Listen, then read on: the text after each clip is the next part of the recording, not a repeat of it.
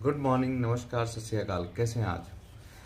तो आज का वीडियो स्पेशली मैं उन माताओं के छोटे छोटे बच्चों के लिए है, यानी कि 0 से लेकर, यानी 1 दिन से लेकर और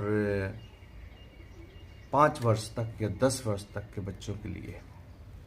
आपने देखा होगा छोटे बच्चों को अक्सर जुकाम होता है ना।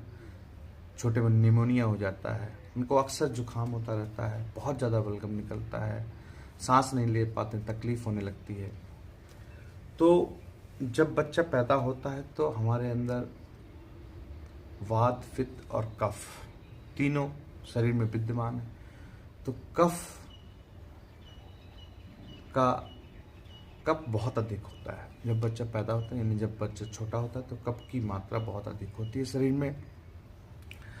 कफ शरीर का वर्धन भी करता है